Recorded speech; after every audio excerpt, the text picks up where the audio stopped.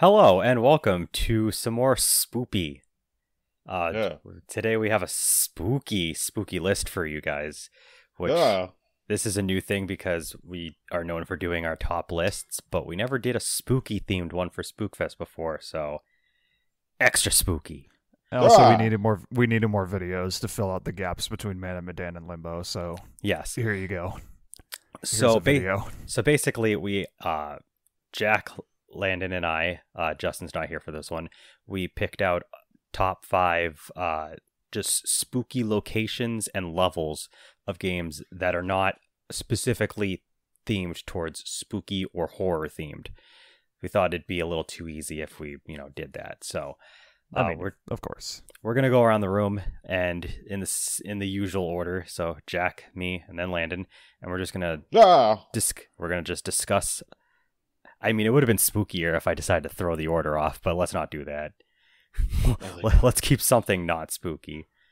But Jack, But- if you want to take All right, fine. it away, you can give us your number 5 spooky. Okay. What did I write down for my number 5? Okay. My number 5 spooky level is the Medical Pavilion from BioShock. I mean, BioShock is kind of a horror game, but also not really. Not strictly, at least. I mean, we did it for Spookfest, but I mean, if you want me to change this, I have another number 5 that I could use, but this is what I wrote down. Just do whatever. Okay, so the Medical Pavilion is actually like a very early level in the game. It's like the area where you first get your Tommy gun, and it's basically like the whole thing is built around like I mean, not necessarily ghosts, but like, people get like tortured and died. There's like blood writing on the walls, and then you have a confrontation with Dr. Steinman, who is this like just whacked out doctor who like builds and recreates, and by builds I mean like, he'll like cut people apart and like rebuild them in his own image.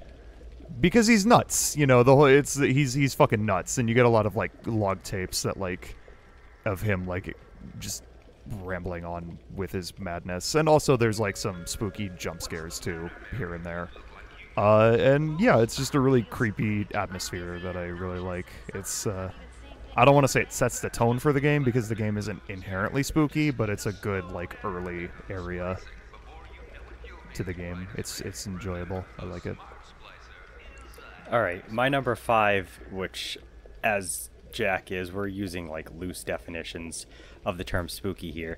But my number 5 is the resource recovery units from Nier Automata. There's 3 of them.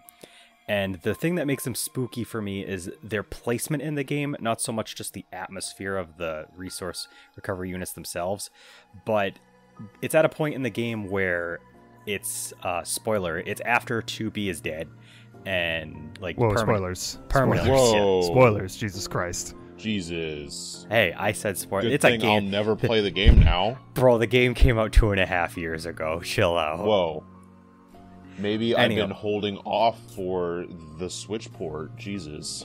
Yeah, alright. I'm not sure if the Switch can handle it. I don't know. Go on. But anyway, so like it's after a part in the game where it feels like everybody is gone and you're just kind of by yourself and you're controlling 9S, and he's kind of losing it psychologically. Like just the fact that there's like nobody left and it's just kind of him, and you have to go into these units in order to destroy them because they were planted there to basically extract shit. And it's really just unsettling that, like, because like at this point in the game, everything that you had been led to believe is slowly unraveling to be like just a bunch of lies, and these areas in particular really kind of like drive this point home.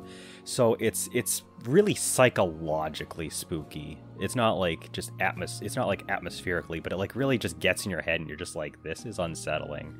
But it's really well executed, and that's why I enjoy them so much, and I decided to sneak them in here as my number 5. Ah. Oh, okay. Yeah, it's a spooky way to just abruptly end mine. Go ahead. Okay.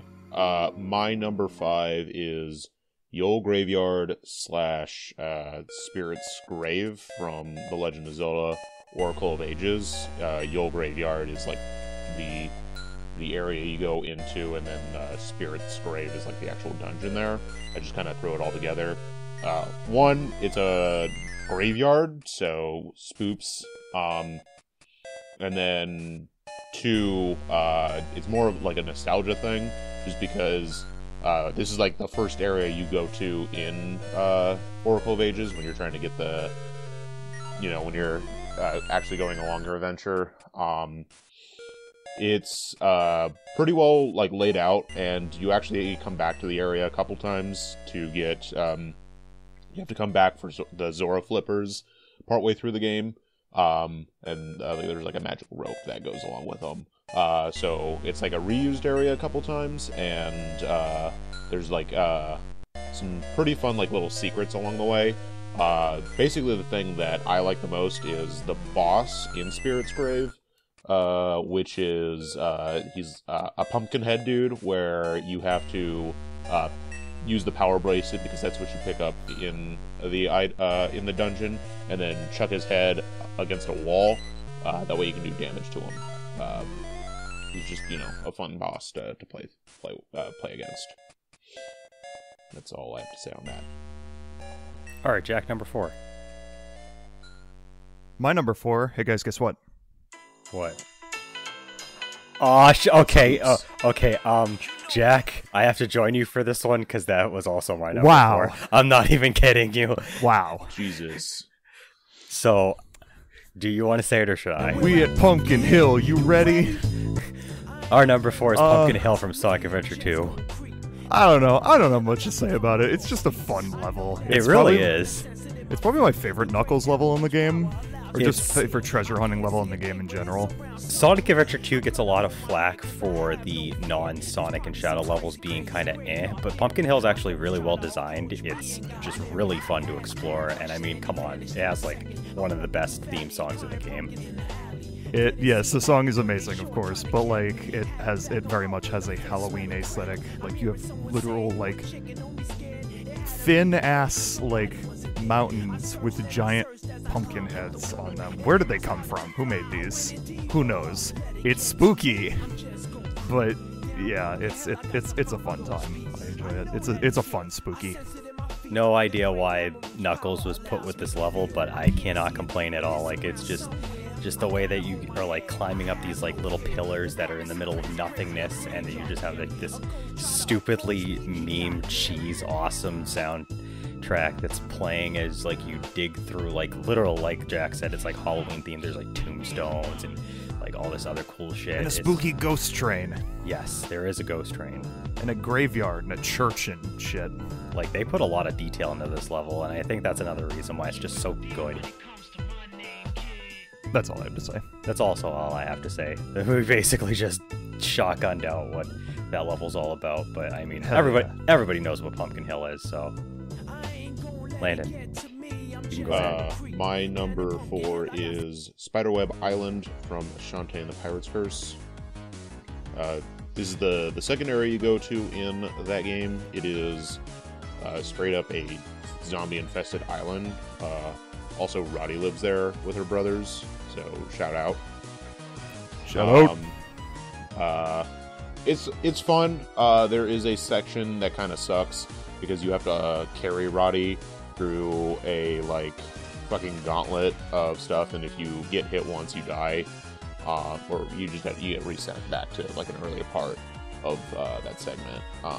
But the dungeon there is really fun. I like the spider boss at the end of that. It's just a really good atmosphere for the level, and I love the undead guys that just like crawl out of the ground, and then you knock their heads off and they still try to come after you, and then you kill their bodies.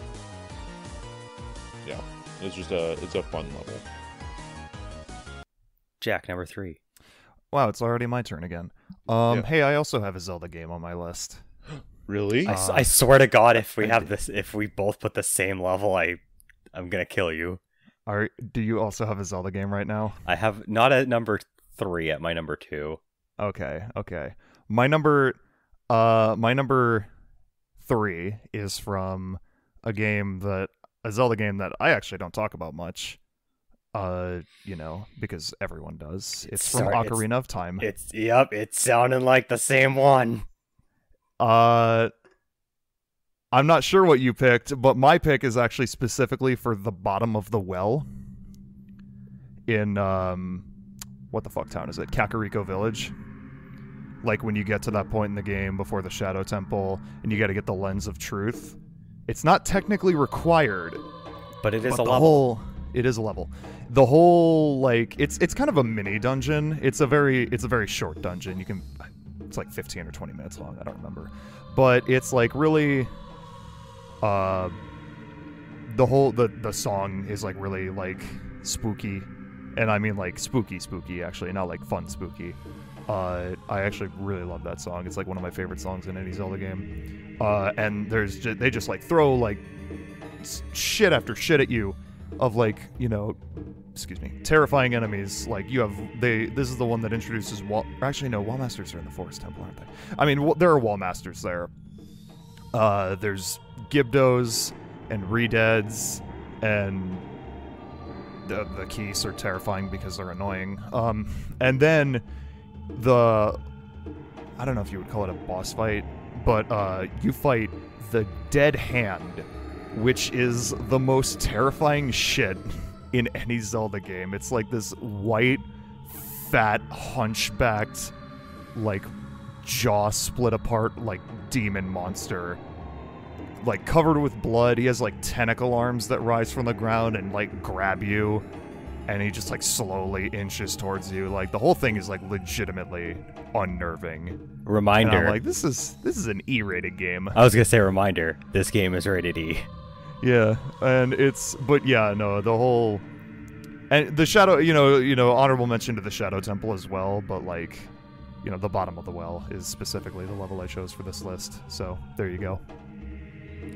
My number 3 is another little bit of a stretch of the word spooky, but I still think it fits, is the Ruins of Alph from Pokemon Gold and Silver. I wanted a Pokemon location on this list somewhere because I just love Pokemon so much, and there are a lot of legitimately like spooky themed areas over the course of the series. It was very difficult to pick one, and I thought about it, and like some of them I liked, but they weren't really designed well, or they're not that fun, or they're there's just a little bit more to be desired. But the Ruins of Alph just kind of nails all the right things that I was thinking about, because you go here and it's these weird ruins. Nobody knows why they're here, how they got here. They're being researched. You have these unknown, which are these Pokemon that, like, where did they come from? What are they doing? Why do they shaped like letters? What are they trying to send us for messages? Why are they sending us these messages? And it's basically like a spooky aliens kind of thing. And the music kind of helps. Also, there's a little Easter egg where if you're in the Ruins of Alph and you set your radio to the farthest right station on your Pokegear, you get this really spooky, like actually spooky, like almost alien feedback sound, ambience music, sound-ish, whatever. And it's like, it's really unsettling. Like, I've never been more spooked by a Pokemon game than listening to that. So that's probably one of the reasons why I gave Ruins of Alph the slot on this list. But it's a really great location from a Pokemon game, so I wanted this on here. So my number 3 is the Gula Church Ruins from Arcrise Fantasia. If you actually watched our Let's Play of the game, you might be knowing why this is on here. But when you go into the church ruins at first, it's not much, and as you continue through, when you get to the underground section, there's still not a whole lot going on until you get into the laboratory area, where you find out what exactly happened to this church. As far as the setup goes, the church was actually an orphanage, and it was abandoned years ago. And the reason for that is because they were taking all of the children and then trying to embed the dragon crystal type stuff in them to turn them into the dragon creatures that populate the game. So that's why I picked this, is because, you know, there's a little bit of sci-fi thrown into it with the whole, you know, turning children into like the fell dragon creatures. That's really all I have to say about that. All right, cool. My number 2 is No, I'll just go ahead and say it. My number 2 is the underwear from Super Paper Mario.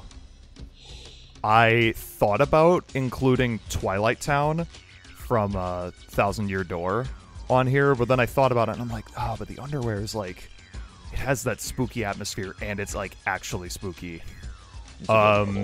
It's a very good level. It's like one of my favorite levels in the entire game. The underwear, for those who don't know, is like almost quite literally hell, because they literally say it's a place where like spirits go when people die. And like 2 levels later you get to the Over There, which is very clearly supposed to be heaven, because you're like in the clouds, bright blue skies. But yeah, the underwear is like, it's very dark, it's very like, you know, just spooky. Well, what's the it's not the river Styx, it's the river Twigs. Yeah. That you ride a boat across. And holy shit, if you fall to the bottom of the river Twigs, it is like, I can't believe that song is in a Mario game, because it's like some legitimately, and I'm not exaggerating, legitimately unnerving and unsettling music. It's just like, it's the whole level is just really good. I like it a lot. My number 2. That's all I have to say about that. Yeah, my number 2 is Shadow Temple from Legend of Zelda: Ocarina of Time. I'm not gonna go. I was gonna try to build into it, but you know, Jack kind of stole that when he decided to do Bottom of the Well. Shadow Temple, as Jack was alluding to when he was talking about Bottom of the Well. Go man! I had a feeling that's what it would be. Really, really fucking unsettling. It's got tons of like. So Jack didn't really go more in depth on these kind of aspects, like the mechanical stuff, but you have to go through like invisible, like these walls that are like actually not there. I don't know how to explain, but you have to use the lens of truth. You have to use like hover boots. So you have to go. So there's this really screwy thing where like you have walls that aren't actually walls. You have to go over floors and stuff. Like you have the wall masters that literally just drop from the ceiling and grab you. There's unsettling music. Everything is dark. And all the spooky, creepy enemies from all over the game are just kind of hoarded into this one level. And just no matter where you go, like I had legitimate jump scares turning corners in this temple. Like I would go around one corner and I had this thing just kind of lunge at me. And I'm just like, what the? And I'm like 9 years old playing this game, shitting my pants because of how scary it is. And Bongo Bongo, the boss, doesn't make it any better too, because you have to use the lens of truth to like hit him, and you're in this incredibly dark room. You're on a literal like bongo, and it's surrounded by some like fucking goop shit or whatever that hurts you, and like nothing else. And he does not look like friendly at all. It's such a really, really well put together spooky package, and I would be hard pressed to try to forget a level like that. So it had to go on here somewhere as soon as I remembered, oh yeah, Shadow Temple. So I think it's not quite my favorite out of all the spooky themed areas I've been to, but it is so good. So I'm gonna put it here at number 2. My number 2 is Twilight River from Pikmin 3. This is the opposite of spooky, but it's fucking autumn themed, so screw you all. I'm going with it. This level is basically where do I want to start with this? It's where you get the winged Pikmin in Pikmin 3. So there's a lot of like Pikmin does have like 3D puzzles and stuff, but this one like actually uses a lot of air. You have to travel through the air for certain areas. There's a lot of bridges you have to knock down. The music, though, is excellent. It feels like you're on a lazy river. Just the level aesthetic. It has like the small like crunchy leaves that have fallen down. There's like lily pads that populate the river that you have to walk across. It's just it just looks beautiful. Just nails like an autumn aesthetic, and I really wanted something that was not spooky on this list, and this is that. But it still like fits sort of the theme we want, which is just something like, you know, that is set in an autumn setting. All right, Jack, let's go. We got our number ones picked out. I highly doubt any of us share our number one. I know for a fact that my number one isn't either of yours, because I know neither of you two have played this game. My number one is a pretty recent one, actually, from A Hat in Time. The world, or chapter 3 world, is the Subcon Forest.